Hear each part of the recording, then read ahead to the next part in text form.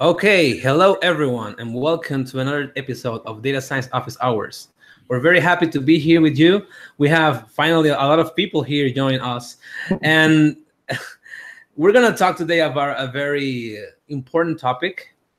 And I thought I maybe you read it before, maybe you saw some things on LinkedIn too. And the thing here is explaining complex stuff to stakeholders, right? And we're gonna kick this off with a short explanation of what a stakeholder is by Mr. Terry Sin. So, Terry. Hey, good morning, everybody, guys. I guess we were in much smaller number last time. Happy to have Fabio, Eric, Sarah, Kristen, and Kate here with us. Stakeholder, I guess, from a project management. I've done a bunch of projects, I guess, in the last, 2 decades, and is any person who has a vested interest in a project. So, in typical project that you do, it could be a small project, it could be a couple of €100,000 or dollars to sometimes hundreds of millions of dollars worth of projects that you run. Essentially, you can see a stakeholder as a person could be from workers' union, who is also part of the project committee or investment community or investment committee, not community, investment committee, or any other role, and that is the person that you have to be mindful of when you're explaining a solution that is purely and really technical, and helping them understand what their vested interest is, which is why they are in the project in their language. So that's the very simplest way to define a stakeholder. Okay, that's awesome. So maybe we could say in simple words is like the people in charge of getting the money for your project. Yeah, the people who want to see this as a success. Not many people see this as a success. Sometimes people who have, as we say in Holland, having their feet in the sand, as in they come in the project to work against you. This happens a lot. Or also people who have essentially their vested interests, which they don't know themselves about. So you've heard of this term called "What's in it for me?" WIIM and WIIFM. Those kind of things, moving them from "What's in it for me" to I want to be part of this project, is a huge change management kind of the exercise that you should be aware of. Change management is a really people's business. It involves creating groups of people, communicating the value of the project, which they don't understand. They were against it, and are important part of this project, and bring them over to your side, explaining the value, not just short-term, but also mid and long-term value of the project. And essentially projects that carry a lot of weight, have a huge impact or a big impact. Sometimes if you have an operating country, you're rolling out big projects. For instance, Eric, he used to work for LinkedIn. LinkedIn's rolling out a bunch of functions all over the world. These are huge projects, and you could have, I don't know, content managers, content leaders in certain regions of the world in the operating country. Should it go this way or that way? From a deep learning or machine learning perspective, it becomes a little bit more difficult when you're trying to translate this value to people who are totally on the other side of the spectrum, and they have no idea what you're doing, actually. Your cool visualizations make a lot of sense to business managers, but someone, I guess, from facility management who is part of the project, because a bunch of facilities and the whole the cost of meters per square has to reduce because something else you're doing in a project will impact the floor value of your project, which you don't know that impacts, but it does. And that person needs to, you have to make them understand in their language. So, hey, listen, these are the tools. You'll get an app. You're going to do this. You're going to measure the floor space. You're going to do this. You're going to do that, and things get more effective.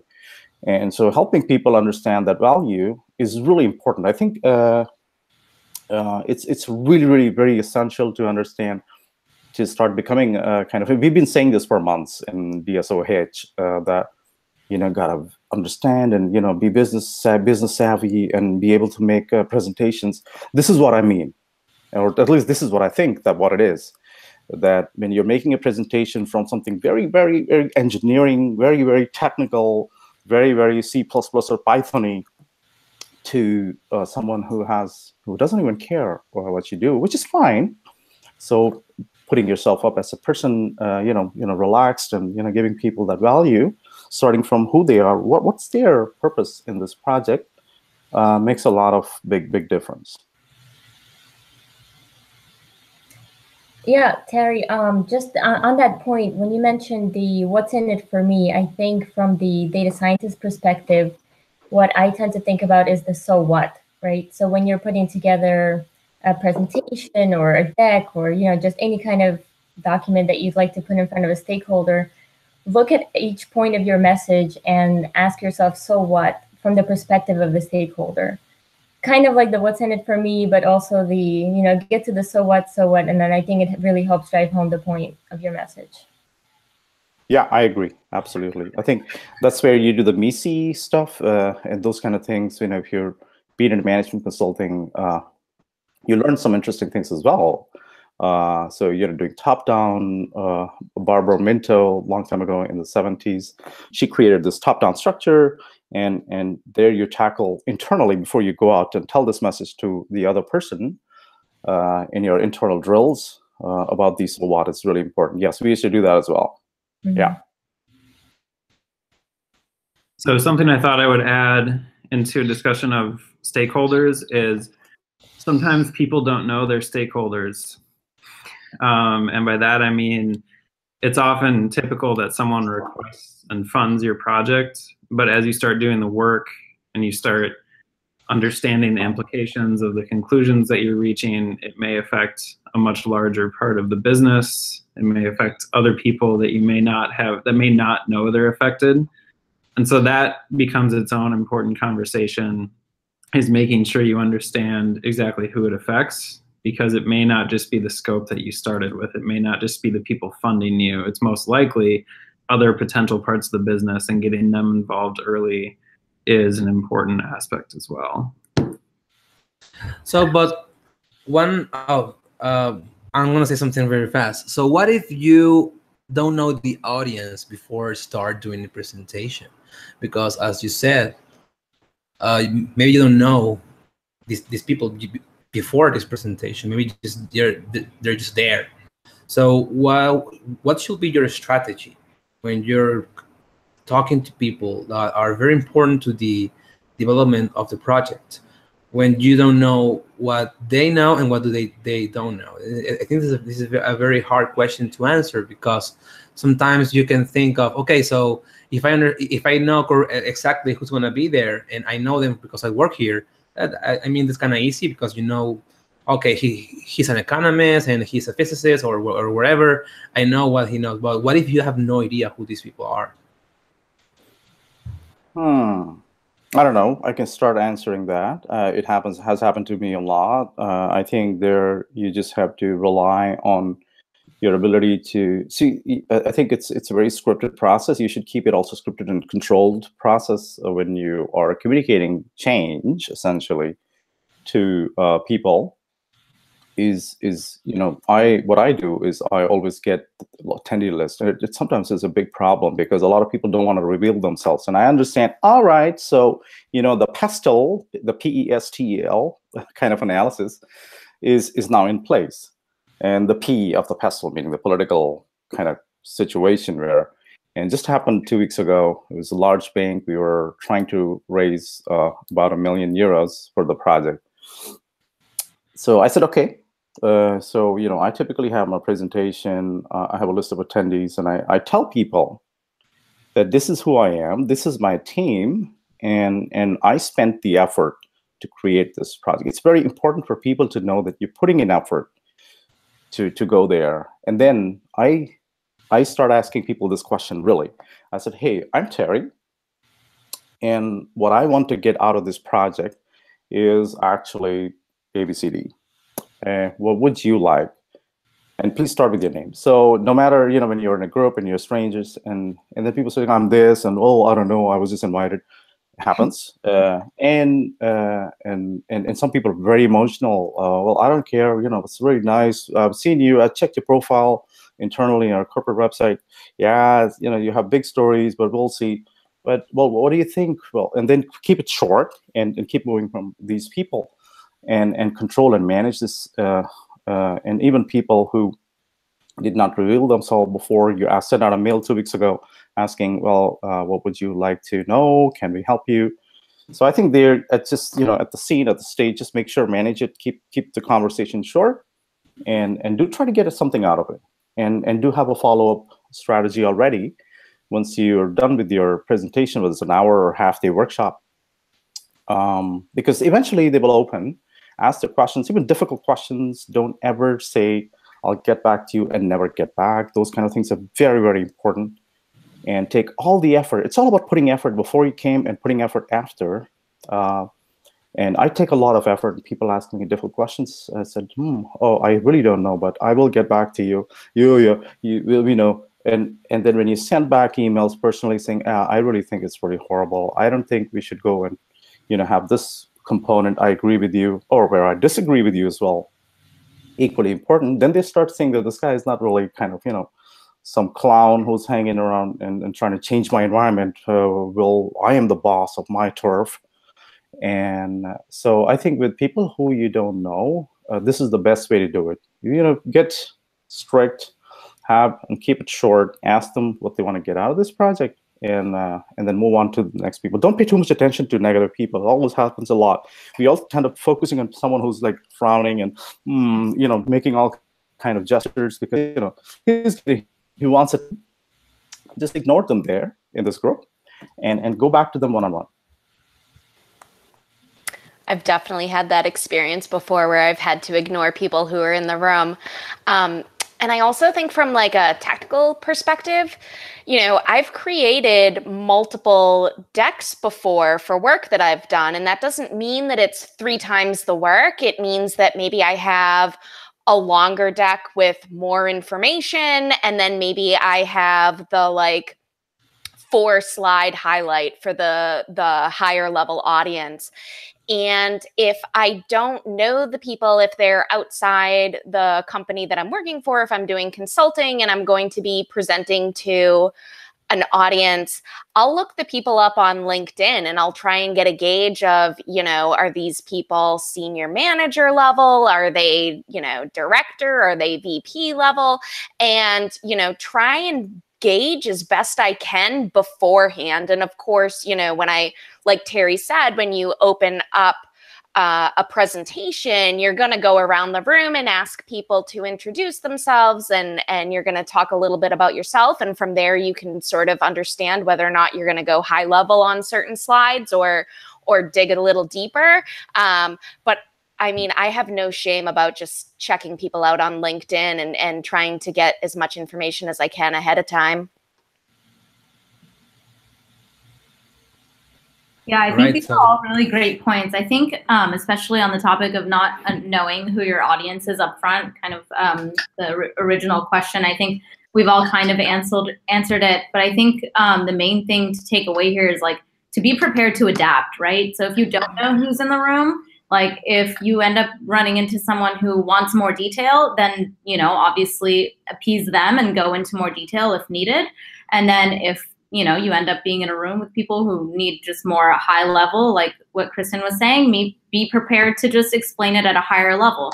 But I think the most important thing here is to make sure that everyone in the room understands the implications of the analysis, right? To what Kate said is the so what, right? So the implications of all the analysis that you've done, and make sure that everyone's leaving the room understanding, because people might walk away confused or, have follow-up things, and you want to make sure that everyone's on the same page before, you kind of break up. Yeah. All right. So I think we have to cover something here before answering one question that is on the chat. And so I think people want to hear from us right now are maybe some examples of how to deconstruct a very hard or complex topic into someone who's not aware of machine learning or data science or deep learning. So any of you have an example in mind right now?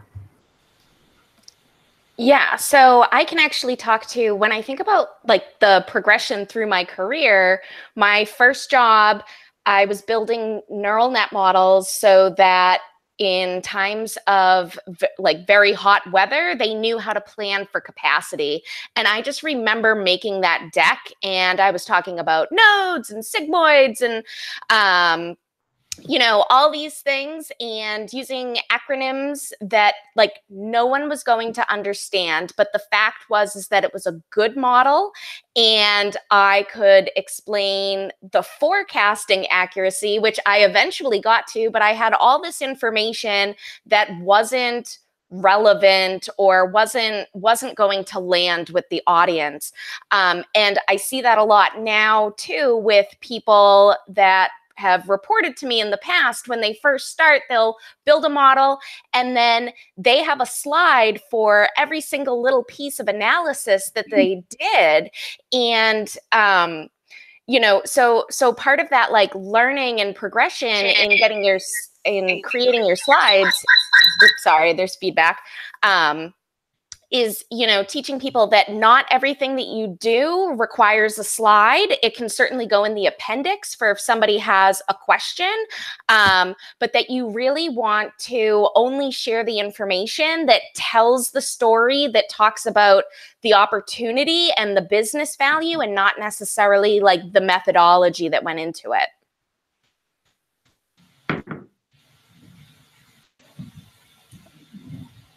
Right, Ken. I think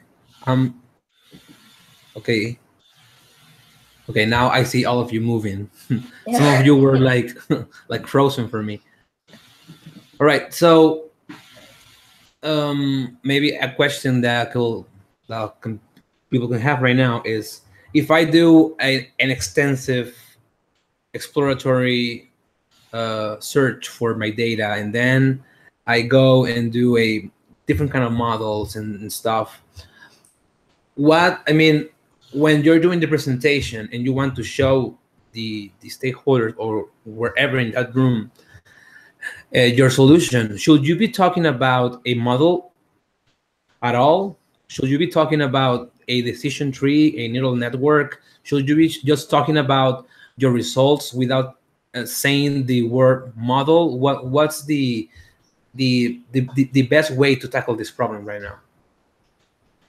So, Fabio, I think, it's safe to say model when appropriate. Definitely, as mentioned earlier, read your audience. If they are a group of technical folks, then feel free to let your geek flag fly, or whatever it's called, right? And go and have fun. But I think a few tips on if you're talking to a non-technical audience is, I would always try to go on the side of keeping as like little technical detail out there as possible. So basically, if you need to use some technical terms, make sure that you define it or explain it in a way that doesn't make them feel, inferior, that they don't understand. Just kind of having a natural way about like mention something and then quickly explain it, or and then continue going. But I think reading the audience and making sure that nobody's eyes are glazing over, that everyone is still kind of nodding and engaged, because, especially if you're physically in a room, that's assuming you're in the room, you can usually read the audience pretty well. I think if you're doing like a webinar or phone presentation, I think it's best to take frequent pauses and, get feedback. Is everybody on board? Is everybody following? And then just keeping things concise. So just getting to the point, and really just, don't be too technical is my advice. So equations are forbidden. Yes. To your audience. But I say as little technical detail as possible. That's my view. No, when I was studying physics, it was very different, because maybe, I don't know, it's my perspective, but physicists don't care, and they're gonna throw you everything in your face. If you don't get it, okay, it's not my problem. Maybe it's because it's a very different audience, and you have to think about that, because when you are in a physicist in a physics congress, you expect people being there that are maybe they're physicists at least. So when I changed into data science, something that was very hard for me was not talking through equations, because I was very used to talk through equations. Because in the scientific world, it's very common for you to put an equation there, and that equation means everything to you, and you understand it a lot, and everyone in the audience is like, oh yeah, and what's this symbol here, and what's this part, and what if you take this part and do that. So what people need to understand here is this is a science, but it's an applied science, and when you're explaining things to a non-technical people, maybe they know equations. That's not the thing. Maybe they know more about you, about equations. This is not the thing. The thing here right now is you don't want to miss them. And something both Kristen and Kate say is very important. You need to have a connection to the audience. And if you lose them and they feel lost in one slide, that's it. Your whole presentation just gonna go down. No one's not gonna understand anything. They're gonna be thinking about the thing they saw 4 minutes ago, or like, what was that? And that's it. So I just want to build on that really excellent point, Fabio. I think what you mentioned about the equation is like figuring out, so for your particular audience, what is their equation, right? So at a physics conference, it may be that they communicate well through equations. Like, I come from a really like math heavy background, and so it's a very similar approach, right? Very similar approach. But for the audiences we deal with, it's asking like, so what is their equation? It's most likely, in some cases, understanding their business and their concerns well enough that what you're saying resonates with them. In other cases, it might be crafting a story that fits with how they see the world and the concerns that they have for their own business. But I think you're right that a lot of that, even back to what Terry was saying, taking the time to be diligent about understanding who's in your audience, understanding what matters to them, can dramatically affect whether they take away something meaningful or not. Because you're right, you have 1 or 2 minutes of disconnect, shuts down the rest of the presentation. If you lose them in the beginning, you're not going to suddenly pull them back later. So something that I tend to like for presentations is I go in ready with multiple approaches, especially for in-person presentations, right? Where you can kind of adjust a little bit on the fly. If you see that people are just like starting to look up into the corner and mean like they're checking their watches, like, when is this guy going to stop talking? Be ready to pivot a little bit in the presentation. So just some things that I've come across, and this also comes from teaching, right? I used to walk in ready to teach stats some days, and then I would see a student literally would fall asleep and start snoring, and I was like, all right, I got to pivot today. All right, it's got to be different. So being flexible, I think, is a really important point, and that requires you understanding the content super well at multiple levels and understanding your audience. Yeah, I think that's a very important thing, and maybe we should answer one thing that someone asked here is, do you think sometimes you need to be a little cocky? And then Terry asked him, what exactly do you mean cocky? And he said, what I mean by this is to point out to the stakeholder that you as a data scientist are also at their level, and that you have an opinion and a team that supports you without being disrespectful. Okay, someone wants to tackle this question? Yeah, I can start. I guess there was a little pause, but hang on. I think Kate probably wants to add something before we take this question to the past question. I wanted to add on to what Eric was saying about knowing your stuff really well. There was an Albert Einstein quote I wanted to share that I think is very suiting for this conversation. It's basically, if you can't explain it simply, you don't understand it well enough. So I think, just to your point, Eric, that understanding it well enough, you can explain it to different audiences and different level of detail. So go ahead, Terry. Exactly. I think in what I wanted to add to Eric, and also very valid point, Fabio and Eric, is that what people don't understand, and that's why I say why I'm here. I spent a lot of time writing this report for you people.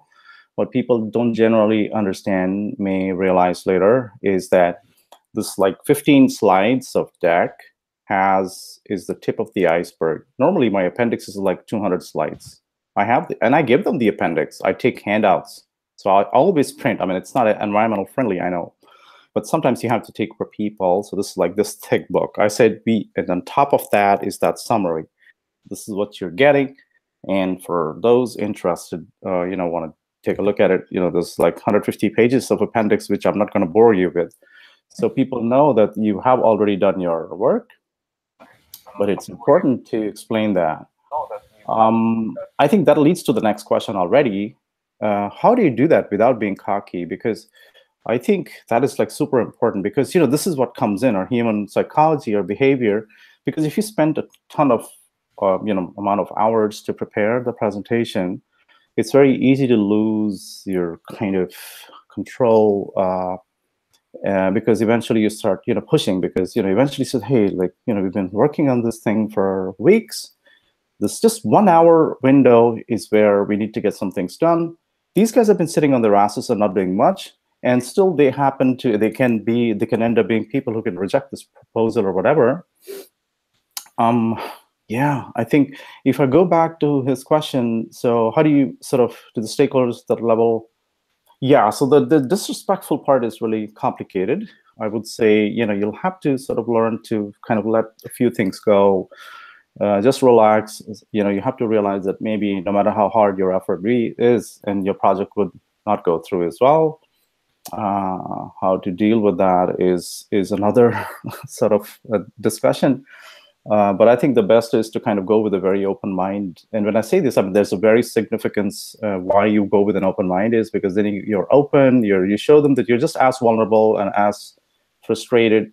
Also don't know, how it's going to play out, no matter how well prepared we seem to look. We all are moving into this direction.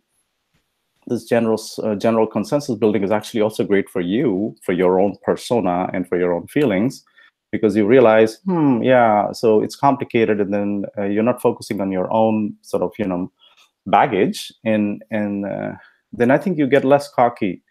That has helped me. Being when I was a young engineer, I was, I moved from a very different place, and I was just told to talk about stuff where I was good at, and the rest I used to just shut up, and you just don't, because this guy talks too much. So they said, okay, tell him to keep quiet. But I think you learn over time, and I think there are many. You guys are quite young, and you seem to carry such, sort of grace. I was quite jumpy myself at that age, and I was not as mature. So I think it's just about hanging out with people, learning those skills which you don't have. Being less cocky saves a lot of trouble. But sometimes, you have to show, and sometimes you may have to be a bit strict, but there's no need to be cocky. You can be strict to a person who's always getting attention. There's always someone who's asking a lot of questions and eating a lot of, the talk time. Control that environment, and try to be less cocky and be more informative. I think that would be my advice. So something I want to add to what Terry said, whether you're in front of business stakeholders, you're at a conference, or whoever you're trying to communicate with, it's really important how you position yourself. If you position yourself as the deliverer of the information, then it can often create a tough dynamic between the audience and you. They're like, okay, I'm just receiving this information, and this person is just handing it to me. Instead, I think in a lot of research about education and teaching, if you position yourself as trying to help people make sense of something that is tough to understand, they're much more willing to listen. Trying to say, like, this is, even leading with, this is complicated, this is a challenge, like, we're here to try to help each other better understand this idea. It reduces some of the walls that people naturally put up and when they run into something that's complicated.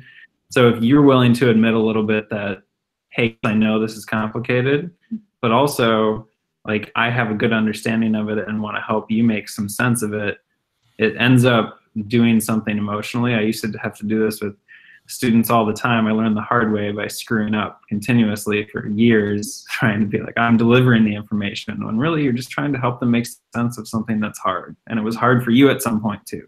Yeah. I love that, Eric. Yeah. So, but before going into the next great question by Mauricio, I think maybe we should take a moment to analyze what Eric said, because it's a very important thing to understand that you have to position yourself in a place where people can learn with you, like not strictly from you. And how do you do that? I mean, and for data scientists, it's not easy, because as we've been talking before, we are not teachers. Maybe some of us were biologists. We studied, I don't know, law, or maybe we are biologists. We're not being taught this on school. I mean, no one's telling us how to do this. So how can we learn? How can we learn to have this personality or this way of explaining things to people when we were not taught this before? Yeah, so I think you can, I mean, from my perspective, these projects that I'm doing that are large, even if I think that I know all the data that's in the database, I'm still going to go and ask those other organizations and those other departments and those stakeholders if they have thoughts on inputs into the model, get their buy-in ahead of time, approach them as a collaborator up front, and show them that you value your input, even though in your list of variables you may already have everything that they're going to say. And you know, there's always the opportunity too that they are going to be able to think of things from a perspective that you haven't already thought of before, and are going to be able to mention and things that will be valuable. But starting from as early as you can, positioning yourself as a collaborator, then when you go to present the results, they feel as though they have some part in this, and you know, they're going to be more open to working with you and excited to hear what you have to say because they had a part in it.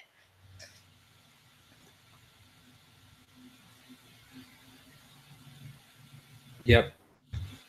So but when going back to my other question is like how to get those skills, from a technical side.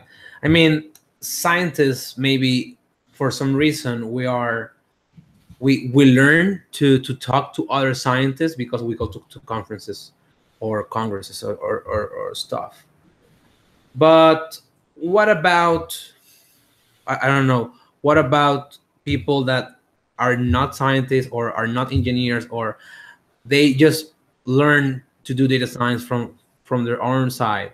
I mean, what can be some of your maybe like points or suggestions for them to be able to explain these different kind of things to people? So I think maybe this pretty straightforward answer is, you know, when you are working for a company, even a couple hundred people, they will have some process in place and also budget in place to send you to some, you know, kind of a business school for a week or 2 weeks long training. All business schools do that. So you should just follow that, because there are some things you just wouldn't know. There are many things you don't know, and you just need to go there. And I think it's really great. You have to really, I mean, you know, all those things you hear on LinkedIn, that, you know, learn about different skills. It just doesn't, it cannot happen. You're coming from a certain place, from your area of expertise, from, you know, biophysics or physics, that deep specialization, the PhD that you have done, the postdoc that you're following, it has made you the person who you have become, which is what you wanted to be, which is great. But going to a business school and getting a whole lot of good tips to kind of move those things around is the best and the fastest way to do it. I think experimenting and learning on the job is great, but sometimes I think 2 weeks training, or sometimes even a half a year training, people follow it, depending if you're a mid-level career person, is really useful. You know, you can go to Harvard, you can go to or just a local business school in which has a good program. You know, have it funded, your manager would, you realize it, and also it spreads a message that, you know, meet with businessy focused people, and you do a bunch of trainings there, exercises and assignments. Very, very helpful. I really advise on communication skills. Really kind of, you know, take a course. Mm-hmm. Yeah. Earlier in my career, I absolutely had my bosses sent me to training.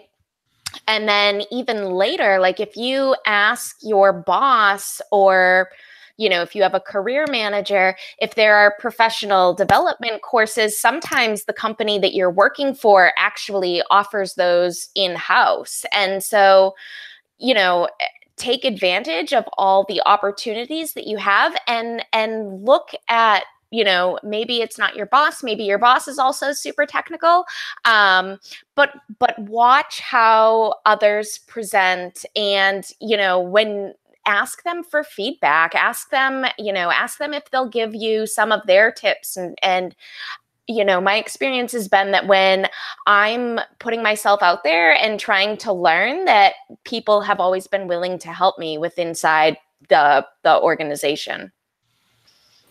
And I think even a better way would be to kind of even propose kind of a group, and it could be very strategic as well. You could kind of, you know, if you have someone on top of that team who is going to be eventually in the next couple of weeks in that presentation, which is a big thing, people are talking about it, and you kind of have this feeling that it's not. So you can already say that, hey, maybe people from HR and some guys from finance, it would be great if you kind of make a team and just go there, do a workshop, and, you know, business school. So when you're solving someone else's problem, then you're not focusing on fighting with each other, because you're solving a hypothetical problem essentially, you know, at that business school. And when you go back, you have got to know each other in a more interesting way.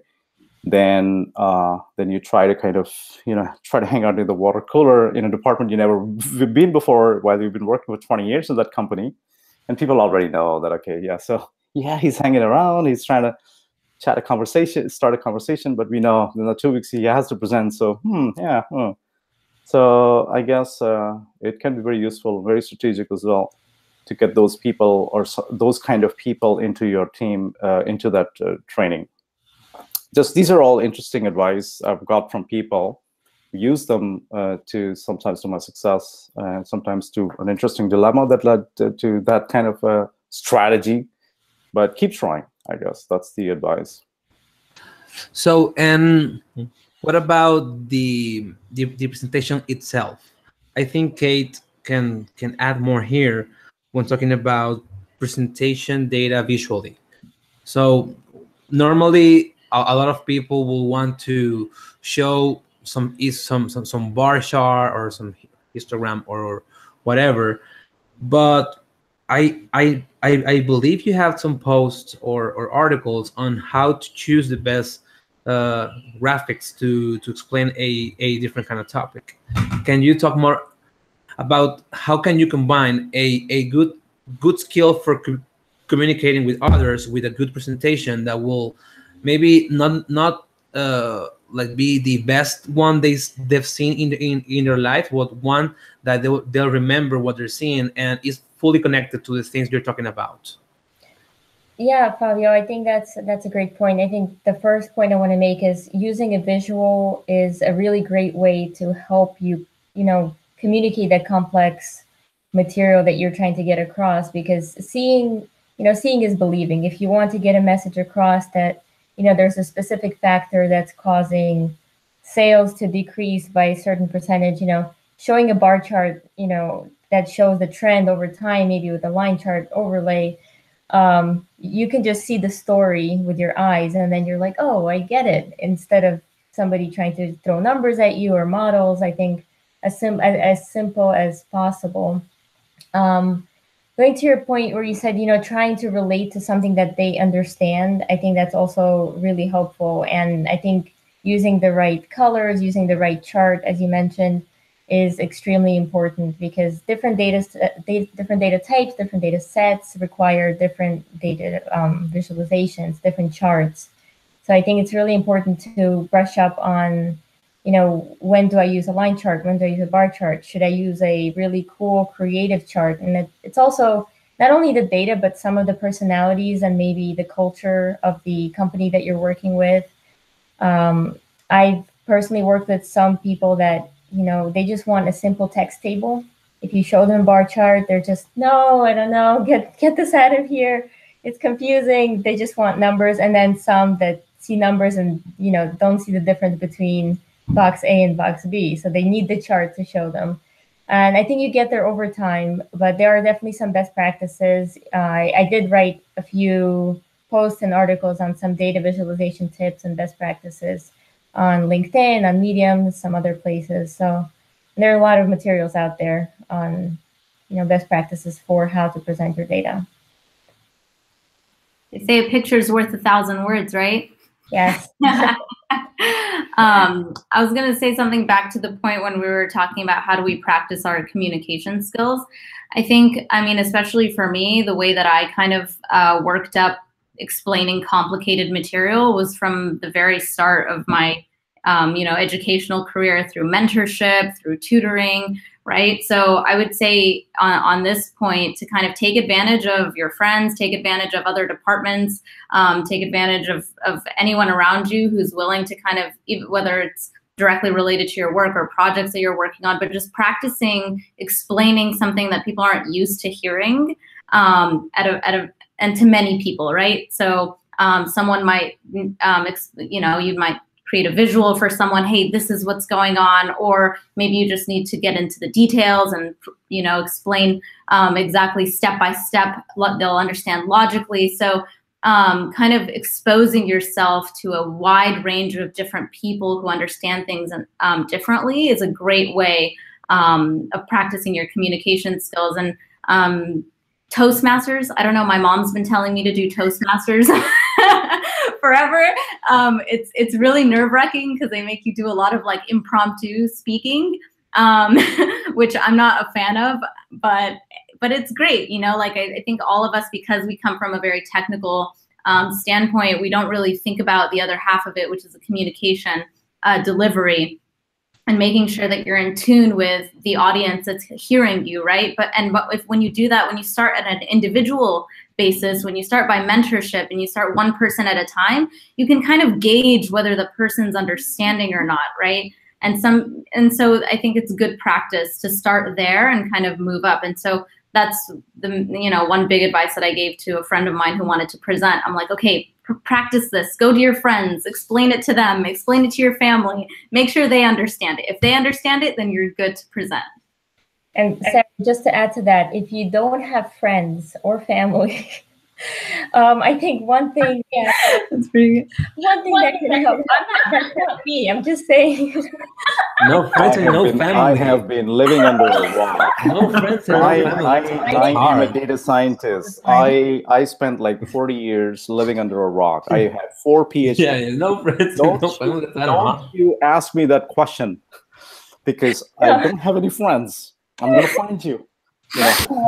Another way to practice, I think a lot of times aspiring data scientists, they get tips, go to do a Kaggle project or pick a data set you really love and create, some analysis. I always recommend that they go just one step further and they record themselves presenting this analysis and then share it with, something like a LinkedIn network. And I think the data science community on LinkedIn is just amazing. So I think if you ask for feedback, you're likely going to get it. So that's just my my advice. Yeah, that's a great point. Isn't that what they teach you in public speaking? It's to practice in front of a mirror and record yourself and hear how many ums you make. Yeah, but then post it and then let other people hear how many ums you make. That's a fair point. But what about something that I've heard before from very different kind of people, and that's being scared of talking to others. I mean,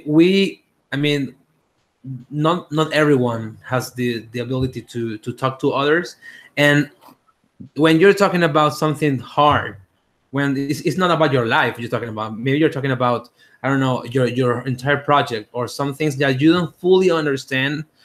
I mean, what are your suggestions for people to get started with losing the fear to start talking to others? So I think the best is try to just connect to people. I think the interesting thing is that we are not paying attention to the group of people who are sitting in 15 people or 20 people in that room. Sometimes it happens the opposite as well, where you're trying to connect to someone, probably asking because you did the research, as Kristen said, and you just didn't go on LinkedIn, but you also went on Facebook and realized that he loves fishing or something. But what I've also found is people sound very and look very friendly and fun-going people, but they are going to look at you like, while you think you're trying to, break the ice and get personal. I think just stay. I really would advise try to not get too friendly. Definitely work on your poise and your gait and your charm. It's really important to do that. I've sort of, singing is a great way to do that as well. That's an audience you're playing out to as well. You prepare your script, you add more lyric, you play out like a ton of times with your band. And I think that's a great way to, you're not crouching when you're singing. You're like, you're like a star. And this is what people teach you in those business schools. They're not teaching anything super magical. So if you are already someone who has this talent, just being a community worker, working with people with real problems, it's a beautiful way to kind of also get in touch with yourself because you're not doing a lot of ums, because you don't have to think. You're really trying to work out a problem you're trying to solve with that person. Music concert is different. That gives you sort of, how to be kind of charming and have this poise. So those are like super important. So I think I would say just focus on the objectivity, because eventually people forget subjective stuff and go back and are reminded of the objectivity of the situation. And that is where, saying, this is what it means to you. I know it's difficult. We don't understand it right now. It seems look difficult to me as well. But I think for you, this would be the, the positive impact for this project. There's got to be some kind of, you need to have to reduce some inefficiencies. So I think using the right words always helps, but not wasting too much time on if you are really nervous, I don't think you should present. Really, I'm telling you, because you don't want that. You want to do that. Have someone else do it. It's all fine. Go back to your comfort zone, which is where you want to present. You want to talk about some interesting things, and I do that as well. But I guess you have to do it scripted way, in a controlled way. Yeah, I was going to add to that. If you're nervous to present, that means everybody sucks at presenting in their first few iterations. Or my case, probably my first few hundred iterations of teaching. I'm pretty sure I was not good.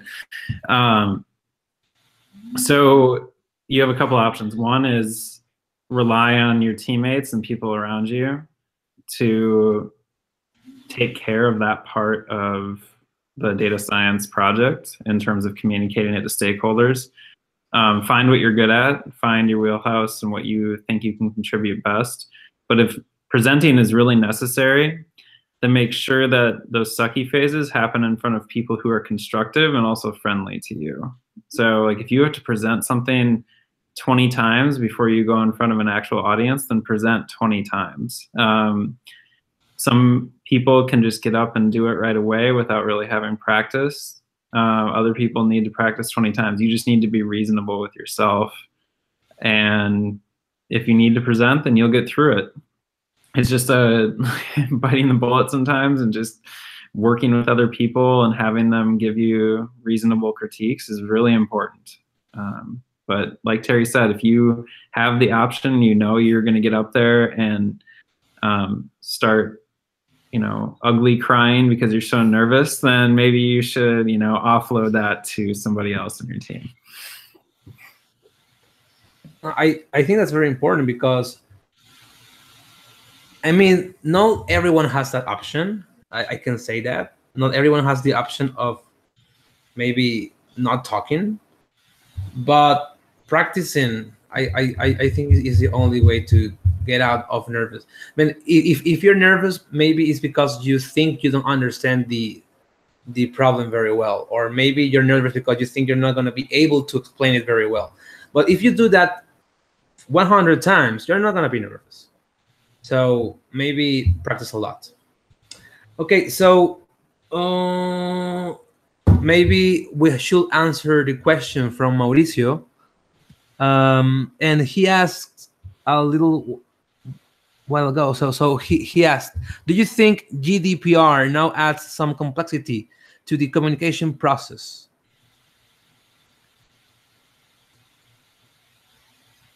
All right. So can we ask, so with the question, complexity to how we communicate results of our research? I mean, he only says, do you think GDPR now adds some complexity to the communication process? I mean, what he's talking about is this thing we're talking about, to explain your projects to stakeholders. I think Eric, but the GDPR, I guess you're aware of it, right? So that's right. It's a data privacy, data security sort of, yeah. I mean, in a lot of ways, when you're sharing results, so I'm going to talk specifically about sharing out results from projects. Most often, you're probably not going to be sharing stuff that is not aggregated already. Very rarely would you be sharing individualized data to a point where it would be identifiable in any specific way. Of course, part of the issue is that, so before I left LinkedIn, right, GDPR fundamentally changed how we tracked data, and we're able to tie it together across many different sources. So I think it can affect the scope of the analysis that you can do. But typically when you're presenting results and things like that, you're typically doing a statistical analysis, you're doing something in aggregate that may not be so consequential to individual users. Now, this is just my take just on what presentations I've seen since GDPR was actually implemented. But I think as far as the presentation and what you can share, I don't think you could really share a lot of individualized stuff before, and you should definitely not be doing it now. Mm-hmm. So I think that has remained consistent before and after GDPR. Yeah, Eric, and just for those who are not familiar, so GDPR stands for General Data Protection Regulation, which went live in May of this year in EU, but I think it impacts companies globally just because it talks about protecting those individuals living in the EU whose data might be used by a company anywhere. And we were just talking that it might be good to have a full session just on this topic because a lot of implications coming out of that. But another way that I understood Mauricio's question was maybe would stakeholders start asking more questions with GDPR on their mind, and in terms of how is your analysis being impacted by GDPR? Yeah, maybe that's a good. Yeah. I mean, from my perspective, I think right now that's not as much as important as it will be in the future in these countries like Mexico. Right now in Mexico, we are not that aware of that law, and we don't have that. But I think maybe in the near future that will be a huge thing when people start asking, okay, so you did this great model, well, can we put it on, I mean, can we deploy that? I mean, is it legal to do that? Yeah, I think Eric probably said it really quite succinctly that in data science, or at least with, when you start dealing with people who are outside your ML or deep learning or AI kind of departments, it's a given that you're not really talking so openly about what you did and how you sort of managed and how you worked out your solution with the data sets, whether it's image or video or audio data. So it has been consistent. At least that's the way I have operated in the last like 7-8 years. To Kate's point, I think it makes really a really excellent point she adds is that how do you kind of manage the communication process really, and it's a huge topic. What I can add, just probably maybe just also help us conclude and try to take some more questions if they're there, is it's already very important. I think if you're a company in Venezuela and you have operation, which you may or may not be aware of in Europe, you have to be very careful for the fines that come with GDPR. So whether it is an I think it's 10% of your revenue or something, I forgot, or 20 million euros or dollars of fine. They were already sort of, on large internet companies like Google and Facebook, there were already kind of fines, ramping up to a couple of 100 million euros already. So I think the impact is here. Companies should really, really be very, very careful in explaining how you got the data. Those questions, hard questions are coming from stakeholders. I actually don't know how to, you should be able to position yourself, because the thing is why I say I don't know how to answer that question is because you have to be aware of how you have sourced that data. There's a lot of data coming from data brokers. There are lots of data broker companies that provide you data. It's all anonymized. So, well, maybe that's a weapon that you should be able to use, or defense mechanism. But again, can you take guarantees of that data broker company that exists in a different geography that has collected data? Can you guarantee that, I don't know, a couple of hundreds of millions of people whose data has been compromised by, the social networking company, is it also part of, that anonymized set is already in that? How do you deal with that? So it's kind of, it can be complicated.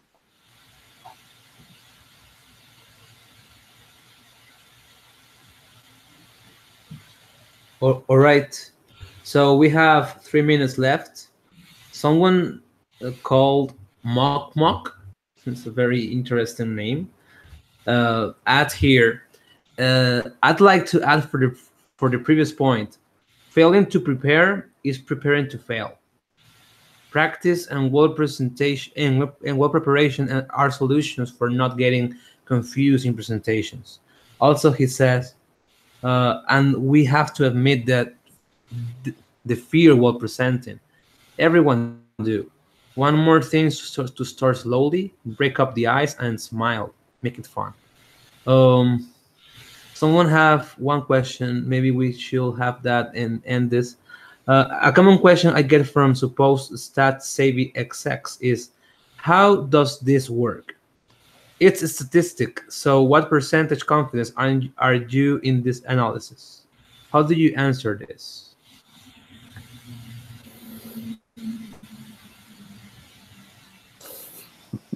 Awkward silence. Yeah,